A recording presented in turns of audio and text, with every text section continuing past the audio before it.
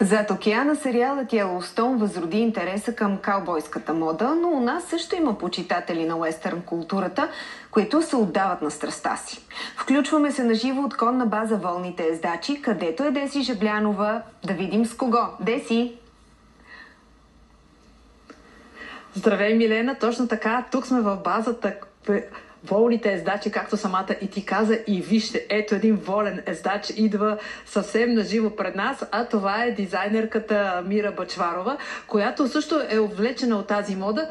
Добър ден, здравейте! Много се радваме, че сме при вас. Волен ездач, такава ли си ти и увлечена ли си от тази мода? Има ли тя почва в България? Разбира се, че съм увлечена по любовта. Конете са изключителни сърца и са много смели, така че тази смелост се предава и на ездача. Между другото, темата знам, че е каубойте и тази интересна компилация от смелост, будност и свобода, която конете дават.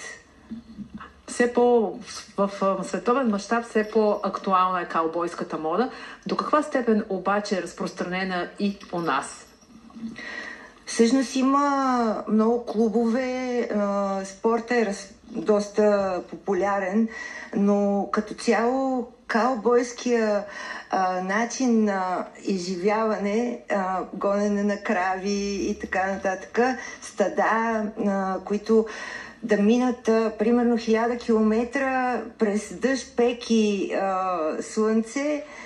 Съответно това не съществува вече, съществува много по-различен начин за паша на кравите, но всъщност образа на каубоя до ден днешен е актуален, тъй като това е много смел, почти безсмъртен мъж, който устоява на бури, на всякакви...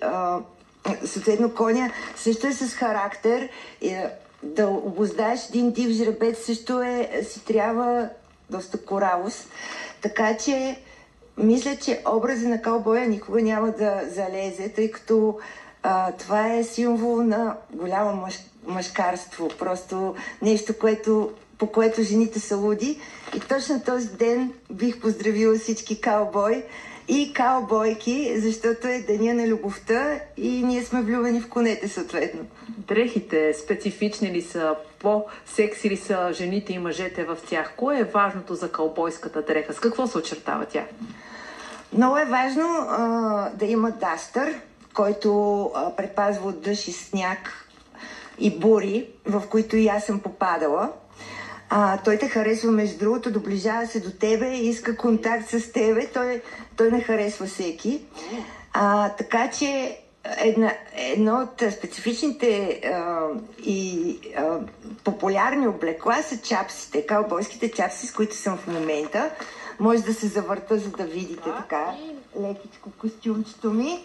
Специално за вас подготвено. Аз може би... Трябва да тръгваш вече. Така ли? Да. Вече така, ли е време ли е? Добре, обичам ви. Целувам ви и се обичате. Ей!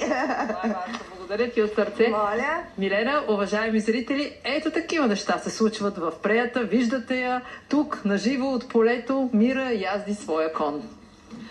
Благодаря.